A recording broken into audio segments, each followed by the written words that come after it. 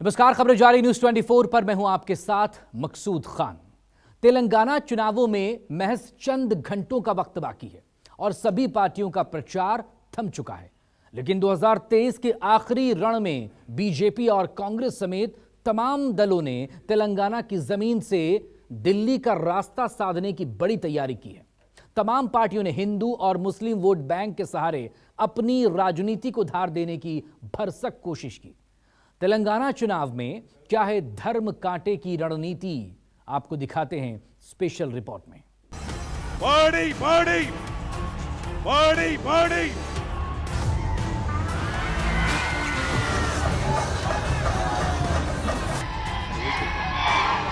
ఎవరైతే సమైక్యవాదులు ఉన్నారో कि बीजेपी और आरएसएस के इस दोराला तेलंगाना को हम सब प्रजाला तेलंगाना में बदल दें। तेलंगाना में पहली बार बनेगी बीजेपी सरकार। तेलंगाना में अमित शाह ने कहा कि हम ओबीसी चीफ मिनिस्टर लाएंगे। भैया पहले 2% वोट तो लाओ। मैं आपका आह्वान करता हूँ भाइयों बहनों, हमको इसको भाग्यनगर बनाने के लिए इसलिए नफरत की निशानी है नाम बदलने की। तेलंगाना चुनाव में शुरू हुआ एम फैक्टर। आखिरी चुनाव में कांग्रेस बीजेपी की टक्कर।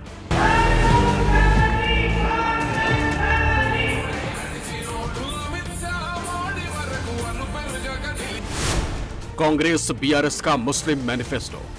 हैदराबाद होगा भाग्यनगर, बीजेपी आई तो फिर से भाग्यनगर बनेगा। इस बीच से आपके पास आए हैं। तेलंगाना को कर्नाटक बनाने की तैयारी। कांग्रेस की प्लानिंग पर बीजेपी पड़ेगी भारी।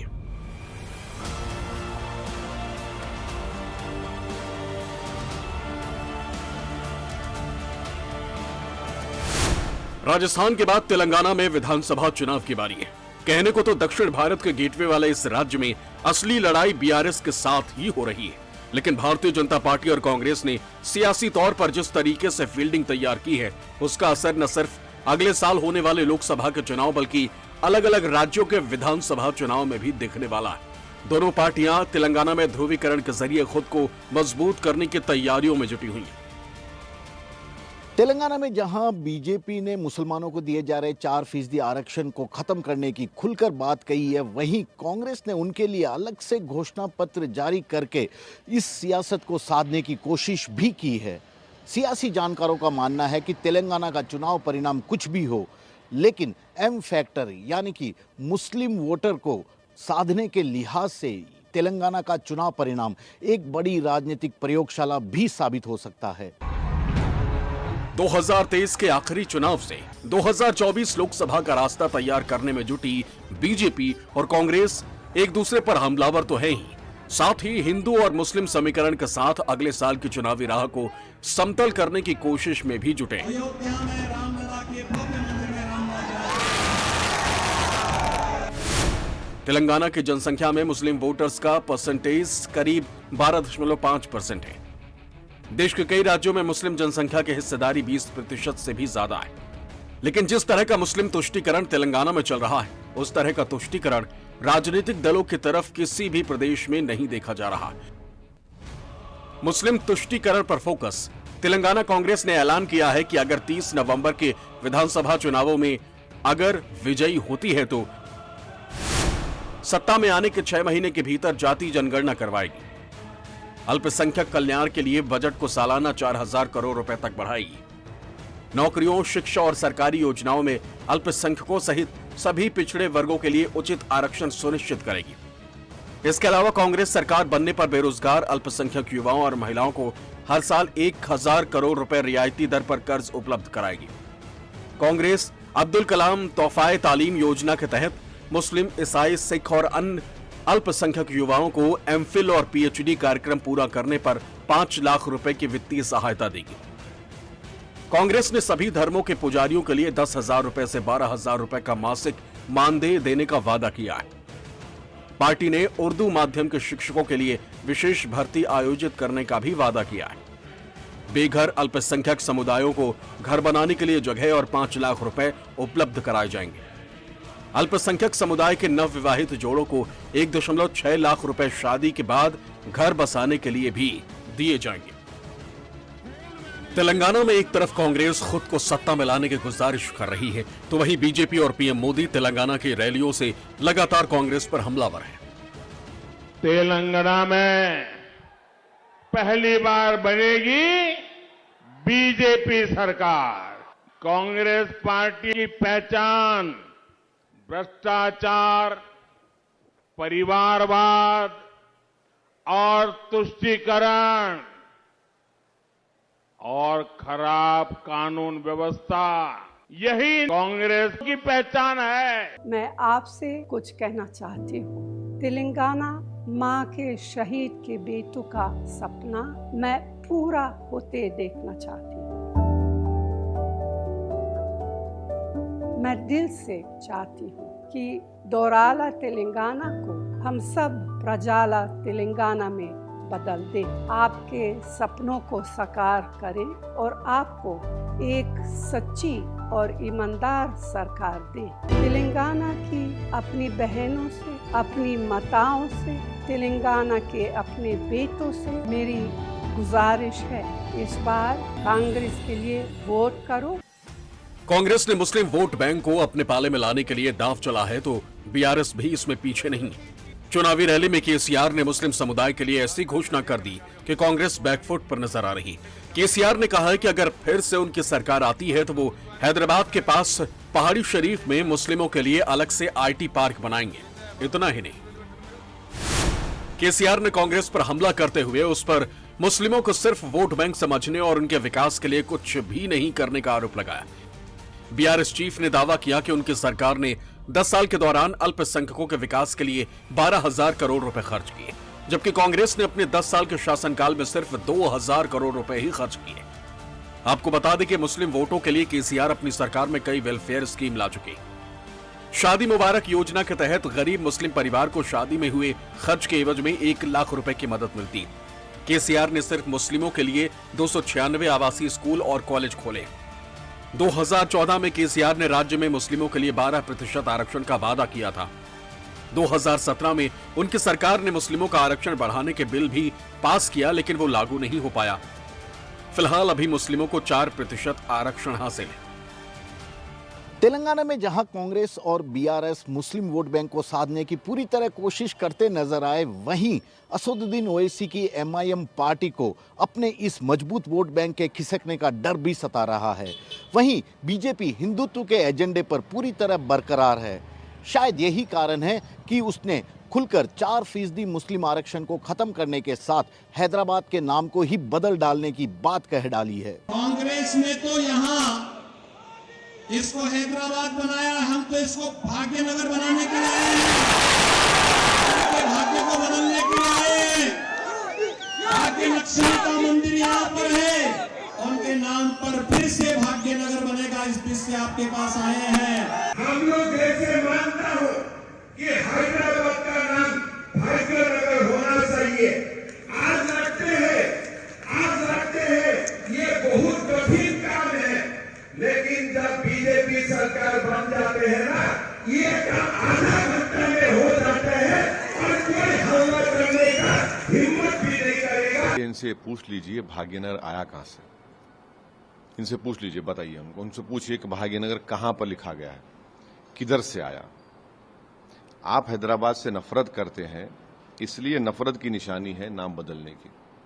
हैदराबाद तो हमारी पहचान है, आप कैसे नाम बदलेंगे उसका? तो ये सिर्फ नफरत की राजनीति कर रहे हैं। तेलंगाना में मुस्लिम वोट बैंक पर मचे घमासान के पीछे का सियासी गणित समझिए।